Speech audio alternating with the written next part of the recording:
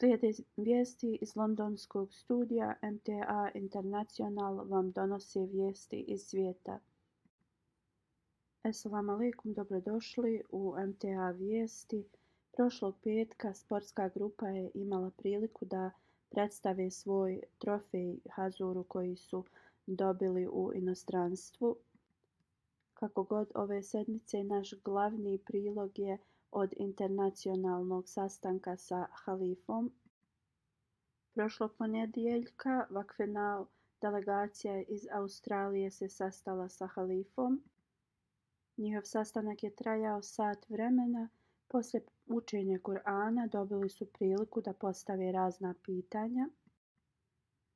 Ovaj dječak pita: koje je vaše omiljeno iskustvo dok ste boravili u Gani? Hazur kaže: cijelo vrijeme koje sam boravio u Gani je moje omiljeno iskustvo. Svaki dan sam učio nešto novo tu. Dok sam boravio u Gani, ekonomsko stanje je bilo vrlo teško. Bilo je teško i kupiti hljeb. Ljudi bi se poredali u dugu liniju u selu i kombi bi dolazio sa tim hljebom da prodaje. Oni bi strpljivo čekali u tim linijama i hljeb bi se sav rasprodao, ali ne bi oni svi bili u stanju da ga kupe. Kako god, ostatak ljudi sa velikim strpljenjem bi se vraćali kući bez hljeba. Ja sam to primijetio da oni imaju veliko strpljenje. Nadam se da i ti također imaš strpljenja. Moje pitanje je: koji je vaš omiljeni trenutak sa Halifatul Mesih IV? Hazur kaže: moj omiljeni trenutak je bio kada sam došao 1993. godine i otišao sam s njim da vježbamo. Hodali smo sjeverno u Yorkshire i kiša je počela da pada. Onda smo otišli malo da planinarimo i popeli smo se na tu planinu i nije bilo putanje da izađemo tu. Bilo je dosta ljudi. Sjećam se da Halifatul Mesih IV i ja smo vrlo lako se popeli na tu planinu. Moje pitanje je: kada ste bili u zatvoru u Pakistanu, koje je vaše razmišljanje bilo, kako ste se osjećali? Moje razmišljanje je bilo radi tih sankcija ili da će me objesiti ili da ću provesti čitav život u zatvoru. Znači ili vješanje ili doživotno u zatvoru. Tako razmišljao sam, iako me ne objese, da ću provesti čitav život u zatvoru. Ali Allahova volja je bila da me izvadi iz zatvora i da ja provodim svoj život ovdje. Dok sam bio u zatvoru nisam se puno brinuo, bio sam mentalno spreman da ću provesti čitav život u zatvoru. Koja je važnost, značaj vašeg turbana? Hazur kaže: nema nikakvu značaj. Obećani Mesih alejhi selam i njegove halife su nosile turban. U to vrijeme bila je tradicija da se nosi turban umjesto kape.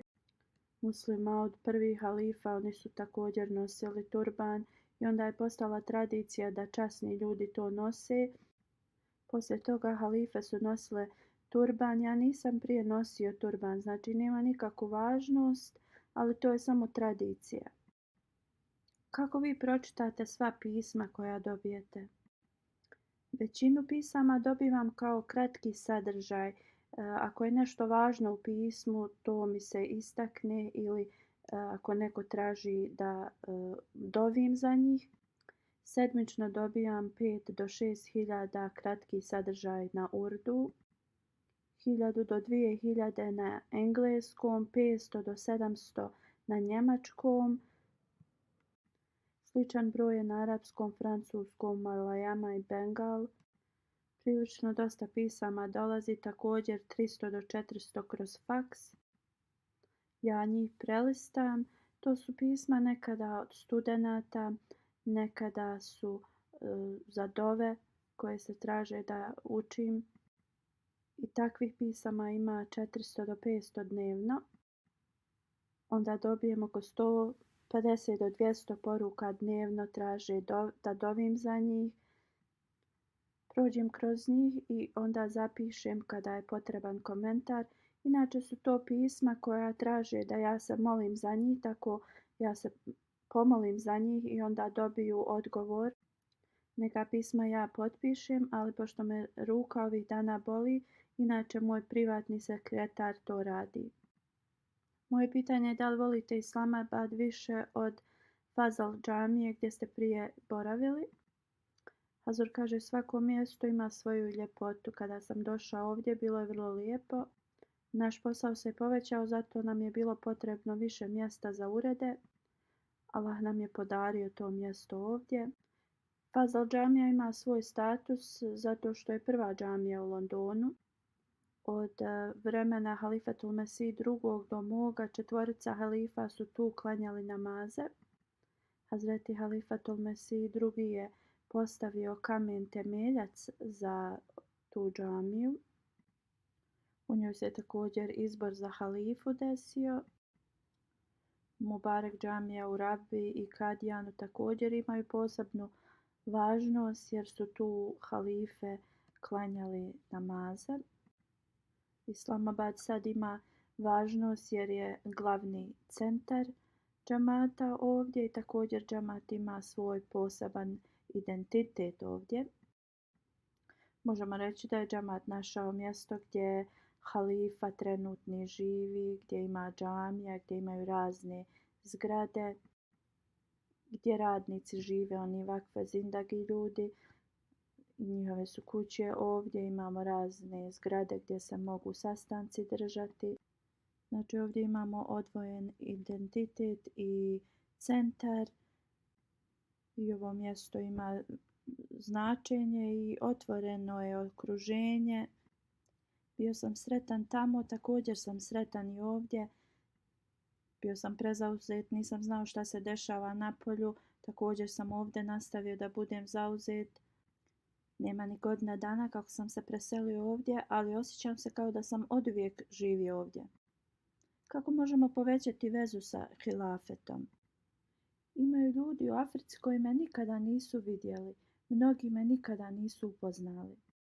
Oni slušaju moje hudbe, neki ih u potpunosti ne razume, jer prijevod na njihov jezik nije često dostupan.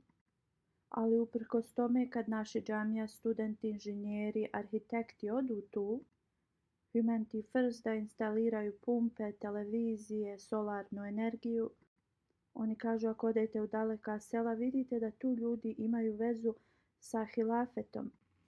Uvijek pitaju u vezi halife i savjeta i oni su sretni. Kad ljudi idu u Rusiju ja im pošaljem olovke.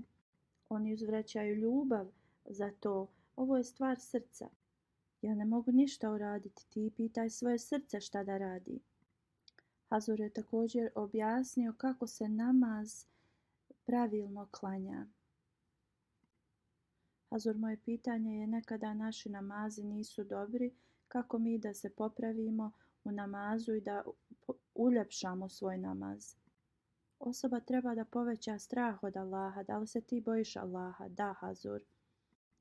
Hazur kaže da li ideš u školu, on kaže inženjerski fakultet. Hazur kaže da li osjećaš ako ne učiš da ćeš da ne položiš ispit, on kaže da. Onda ti se više bojiš svoje škole nego Allaha. Ne, Hazur. Ako se neko boji Allaha, kako onda da njegovi namazi ne budu dobri? Da li si ikada pokazao slabost u učenju? Ne. Naravno da nisi. Prije testa učiš 6, 8, 9 sati. To radiš iz straha šta će se desiti ako propadneš. I bojiš se ako pažljivo ne slušaš profesora da nećeš razumjeti temu. Ljudi ne pokazuju pažnju prema Allahovim naređenjima i zbog toga su namazi takvi. Ovo znači da se više boje ljudi od Boga. Jednom je neko pitao obećanog Mesiju šta da radi, a šta da izbjegava. On je rekao boj se Allaha i radi sve. Znači, ako se bojiš Allaha, sve će biti u redu.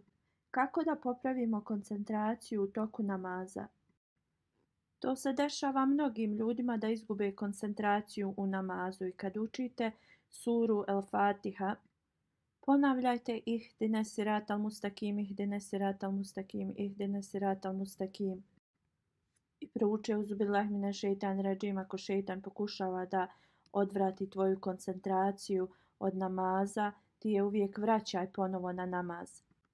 I polako posle nekog vremena ćeš steći iskustvo da imaš koncentraciju u namazu.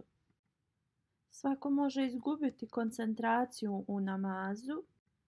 Ovo je sama definicija uspostavljanja namaza. Uzvišeni Allah je spomenuo, obećani Mesija je rekao, ako neko izgubi koncentraciju u namazu, taj namaz je pao i trebate ponovo da ga uspostavite. Kijami namaz je da uspostavite namaz. Kako to da radite? Vraćanjem koncentracije u namazu. Ako stojite i učite suru Fatihu i onda shvatite da ste negdje odlutali u namazu, vratite se ponovo na početak i učite Fatihu. I kad budete učili po 5 puta Fatihu, onda sljedeći put ćete početi da se koncentrišete. Moje pitanje je kad možemo da klanjamo kaza namaz. Hazur kaže kad da klanjaš kaza namaz. Koja je potreba za kaza namaz? To je pogrešno pitanje. Činjenica je ako stvarno iskrsne nešto da ne možeš da klanjaš namaz, onda možeš da klanjaš kaza namaz ako je vrijeme akšama ili sabaha prošlo. Sabah, akšam, jacija, ako je vrijeme za njih prošlo, mogu se klanjati kao kaza ako imate dobar razlog za to. Kaza namaz za sabah možete klanjati sljedećeg dana u vrijeme sabaha, ali ovakve situacije skoro pa da nikad ne iskrsnu nam. Da se negdje u džungli zaglavite, da nemate drugi način, pa to je onda dobar razlog. Ali ako živiš normalan život, onda ne postoji razlog za kaza namaz. Da li si ti mislio da pitaš u vezi kaza ili kasr namaz? On kaže kaza. Kaza znači klanjati namaz kad mu je već vrijeme prošlo. Sad u Australiji su požari, ako pomažete nekome da se evakuira i namaz prođe, ili ako radite neka dobra djela i namaz je prošao, onda možete da klanjate te namaze poslije. Ili u vrijeme rata kao što se desilo u vrijeme časnog poslanika sallallahu alejhi ve sellem, neprijatelji su od jutra do mraka ih napadali i onda je poslanik sallallahu alejhi ve sellem klanjao 4 namaza na večer. Rekao je teško našim neprijateljima koji su nas natjerali da propustimo naše namaze i da ih klanjamo sve na večer. Znači kaza namaz se klanja u ovakvim situacijama, a ne u normalnim situacijama. Dan se završio sa zajedničkom slikom i poklonima. Dan prije Hazur je imao čas sa vakfina djecom. Ova djeca su također postavila razna pitanja Hazuru. Jedno od pitanja, da li ste vi ikada nervozni ili zabrinuti i ako jeste, kako se oslobodite toga? Hazur kaže, ja se molim Allahu da Allah odstrani sve moje probleme i poteškoće. Ovo su neki detalji od sastanaka iz ove sedmice. Cijeli sastanak sa vakfina djecom možete naći na našem YouTube kanalu.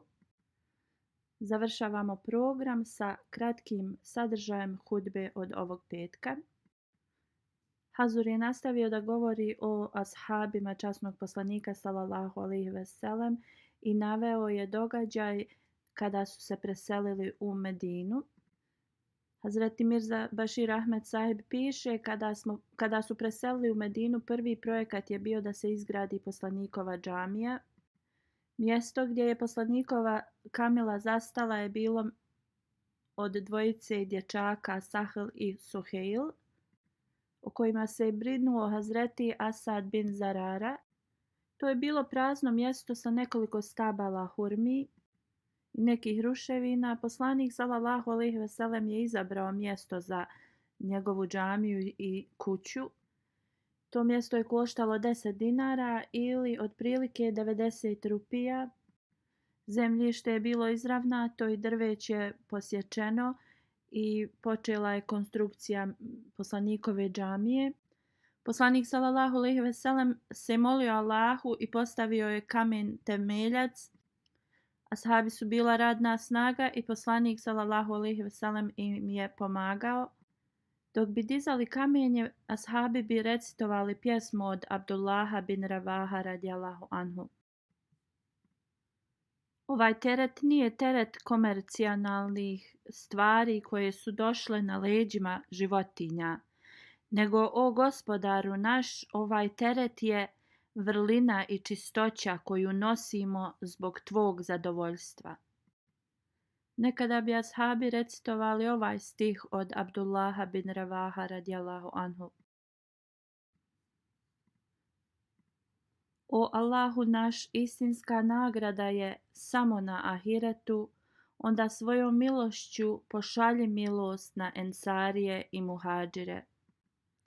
Kad bi ashabi ovo recitovali, i poslanik sallallahu alejhi ve sellem bi im se pridruživao. I ovako nakon dugog vremena i napornog rada džamija je bila završena.